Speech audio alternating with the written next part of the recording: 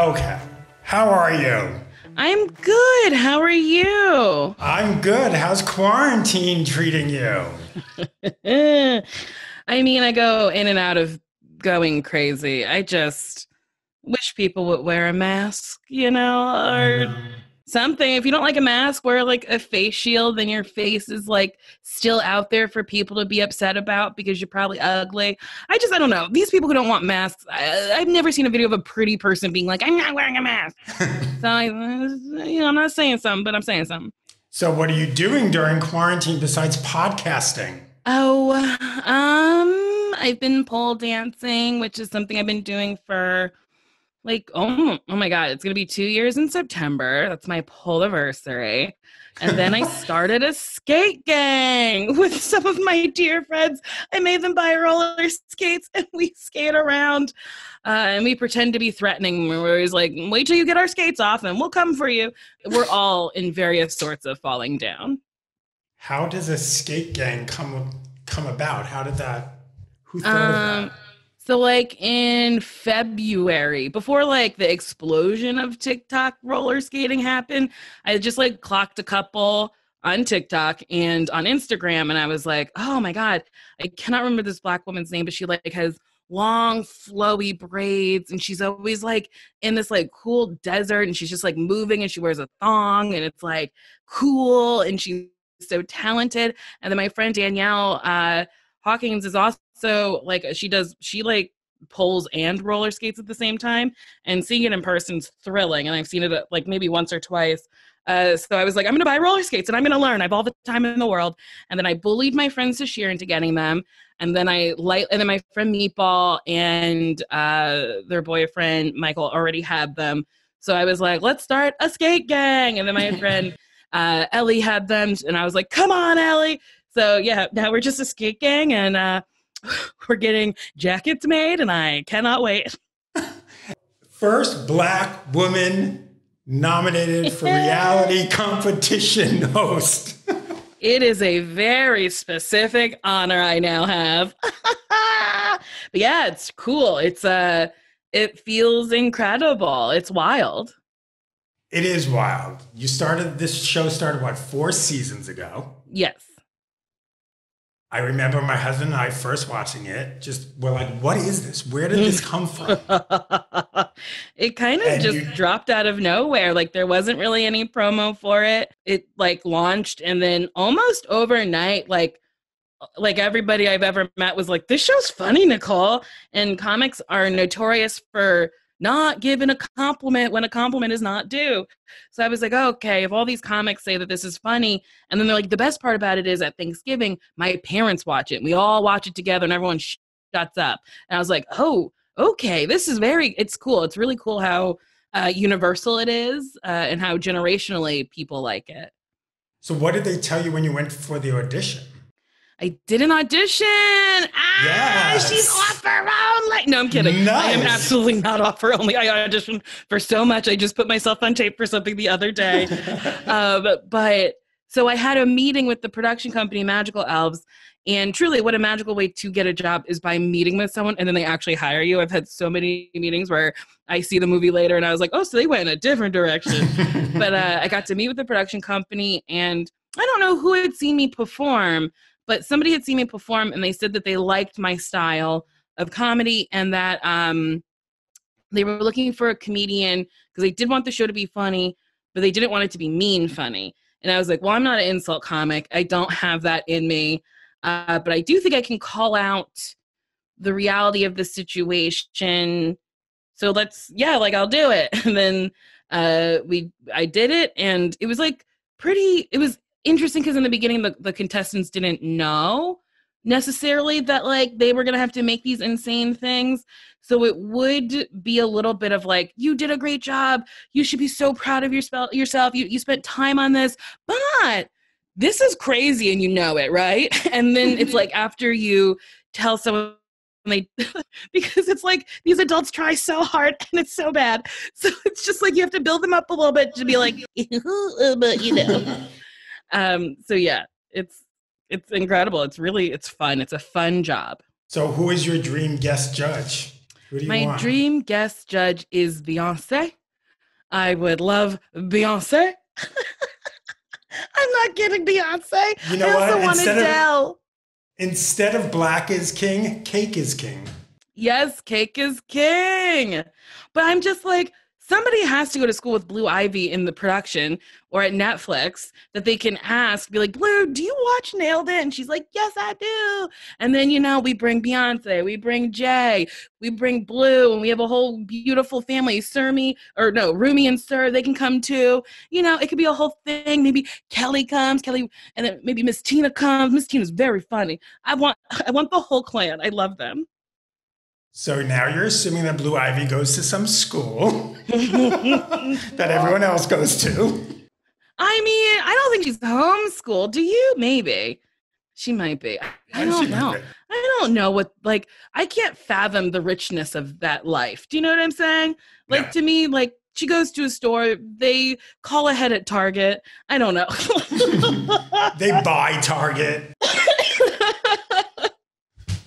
So look at your competition, though. Mm-hmm. You have the guys from Queer Eye, the folks from Shark, yes, Top Chef, Amy Poehler and Nick Offerman, and then, of course, RuPaul. Yes. What is going through your mind when you hear they are your competition? I mean, I do feel like a real underdog because I truly do not think I will win. It's truly just an honor to be nominated. It's so wild. RuPaul is a trailblazer who is also the kindest person, and caring and loving, and has really created this huge franchise of a show. And Amy Poehler, I performed at theater. So it's crazy to be even spoken about in the same context as her. The Queer Eye Boys are literally a cultural phenomenon. People love them. Jonathan Van Ness is one of the sweetest people. Anthony's so sweet. And Bobby's great. They're all just so nice. Karamo and Tam, I've gotten to work with them a couple of times. They're wonderful. Padma is a legend. She's been working for so long and still looks stunning doing it. It's just and then Shark Tank. I love Shark Tank. What a treat. It's just really honestly incredible. And people sometimes will go, it's very humbling. But I'm humbling means you're smaller than you are. This is affirming. This is affirming that I work really hard and affirming that I am funny, and it's validating and it feels really good. I refuse to say I'm humbled. No, I feel delightful and I love screaming around my house. I'm an Emmy nominee. I mean, your Zoom says Whoopi Goldberg. Yeah, it was a joke, and I refuse to change it. But also, it made you laugh, so it's doing its job. When did you know you were funny? Oh, when I was little. So my grandmother is from Barbados, and so my dad was born in Barbados. I'm first generation, and my grandmother says things that aren't American kind of. So if I made her laugh, she would always go, "Oh, you tickle me." And that made me laugh that she was so tickled by me. So I would make it a point to try to get my grandmother to say that every time I saw her. And then that evolved to other people. So when I was in school, if I could get someone to laugh, that felt good. And then when I finally got on stage and started performing, I was not only does it feel good to make other people laugh, but I feel good and I feel powerful because I can control how this group of people feels for the hour and a half, 2 hours they're with me. Now, when did you know to go on stage? Was there someone in your life who said, you know what, you should be performing? Or did you just do it? No, I never ever thought that, because it's funny in school, nobody ever tells you can be an actress. Nobody ever tells you can do comedy. Nobody ever tells you that the arts are valuable and important and you can make money doing it. But my mother was you talk so much. Why don't you go talk in a play where you have to be talking? I have ADD, so I am a chatty Cathy. So I auditioned for the play, and it was a lot. It was a year. They had done Arsenic and Old Lace the year before, and it was like a smash hit, and everybody loved it. So then a lot of people were auditioning for the play that year. So we did selected scenes from Christopher Durang, so to incorporate more people. It was just like a vignette. And I did DMV Tyrant, which is the most frustrating DMV employee ever in the history of the DMV. And it was just very fun and funny, and we camped it up. And yeah, that first time I got a laugh, it was like I was so nervous before, but then that first laugh, I was like, oh yeah, I feel at home. So from that point on, I was like, I'm going to be an actress. I'm going to move to New York City. I'm going to be on Broadway. My mother was, she wanted me to take the SATs. I said, you don't need to be smart to be an actress. I already know how to read. I don't need anything else. So that's what I did after high school. I moved to New York, and I mean, it wasn't immediate, but you know, I got there. Do you miss doing stand-up during all of this craziness? Oh my God, I miss performing so much. Yeah, I mean, so 2019, I really, like, the goal was like, I really want to get an hour of material together that like I love, that is cohesive, that is just like a graduation from my half hour that's on Netflix. So I was literally on tour almost every week. I think I was gone maybe 40 weeks out of the year, 30 weeks out of the year. It was like something crazy. And then when I wasn't touring, I was working, and it was just this really hectic lifestyle that I like grew to love. And this year I was like, I need a little bit of a break. And, you know, the world said, I hear you loud and clear, you dumb bitch, here's the big break. But now I truly miss it. But it's also to the point, it's like, what am I going to talk about? What on earth will I don't want to talk about Corona anymore, but like, what on earth will I talk about? So, I mean, I can't believe it's already August and we haven't figured some stuff out. But you are hosting about 15,000 podcasts. I do have a lot of podcasts. You are a podcast queen. Yeah, and I wasn't into them. I do not listen to podcasts. But just because I don't listen doesn't mean I can't produce. Because I do like talking. When have you started shooting season 5? When do you start shooting season 5?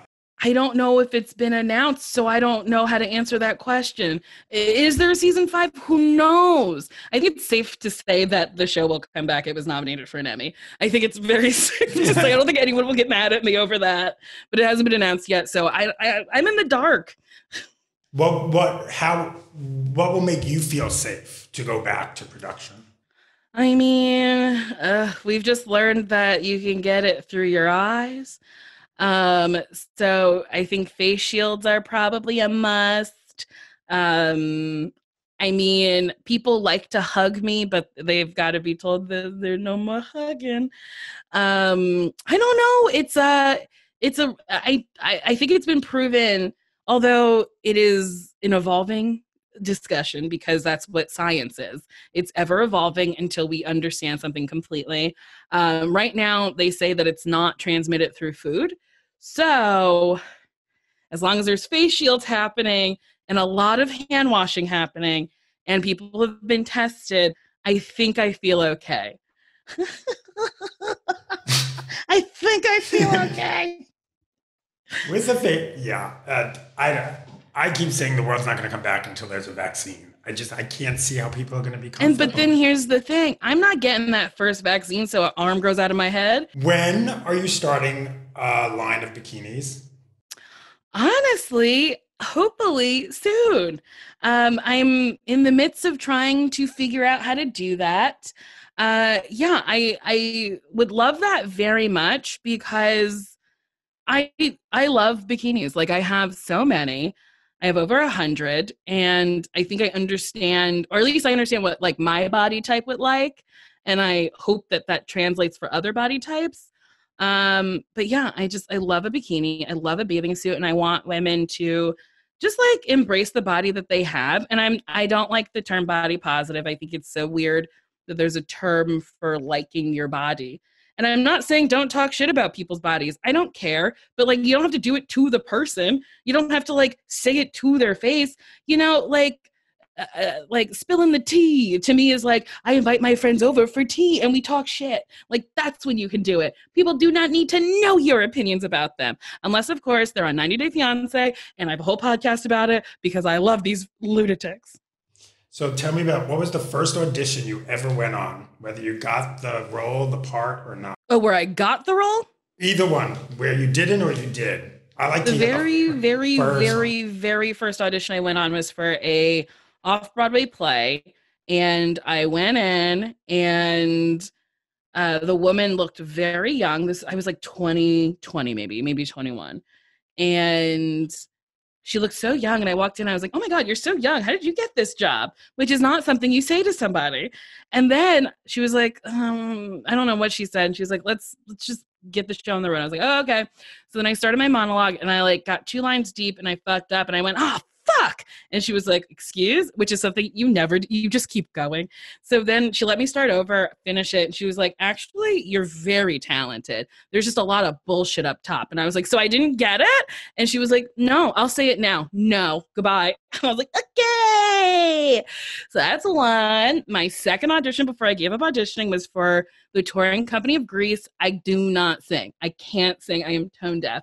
But so what are you doing auditioning for Greece? Because I honestly can't tell you, but I prepared Rockin' Robin a cappella, got there, it was a cattle call, and they pulled me inside, and the pianist is like, where's your sheet music? And I was like, I don't have any. And then I was like, and then he like played a very jaunty tune, slammed down on the keys, and goes, this is for a musical. What do you think is in a musical? Music. Why would you come to a musical audition with no music? And they were like, Irving, calm down. He was so mad at me. And then they're like, you could sing a cappella. And then I sang a cappella, and it was so bad. And I wasted everybody's time that day. And then the first audition where I got the part was either a commercial that shot in Romania or 30 Rock. I do not remember which one it was, but the 30 Rock audition, Katja Blitchfield was the casting director, and it was for like a Monique lookalike for when Liz Lemon is at the Apollo. It's the tag at the end of an episode. I'm like not even in the episode, but I was so excited for it. And I did the audition, and I left. And I remember calling my manager at the time being like, I think I got it. And if I don't get it, they just went with someone older because I was the funniest person they saw. And he was like, I wouldn't get ahead of yourself. And I was like, honestly, I don't think you understand. You should follow. I was so full of myself. And then I got it, which was like delightful. And then I remember my grandmother being like, this is what you were excited for? You're on screen for 30 seconds. And I was like, yes, bitch. And I still get paid for it. Sure, it's pennies, but I'm still cashing checks. And then this commercial in Romania was for Nestle. And in Romania? Yes. So it was, I think, Israeli Nestle. They flew me to Romania, economy, my first time out of the country. Like I'd been to Canada, but the first like flight, like across an ocean. And I didn't know they gave you free wine on international flights. Like I was like, can I have some more? And she was like, yeah, you can have all you want. I was like, oh, I want. And I was also maybe 20, 21. I don't remember. And I get there. And also this is the first audition where someone said to me, with their own mouth, I want you to be blacker. I want you to be as black as you can be. And if you go too black, I'll bring you back. I've never figured out what that meant. If I went too black. So I'm in Romania, and they had me like flying around because I'm a fairy. And of course, they had me in this like rickety harness. And the stuntman, who was very handsome, was like, hello. Just so you'll know, we tested this harness on the fattest man we could find. He is not as big as you, but we tried. Mind you, I was like 40 pounds lighter then.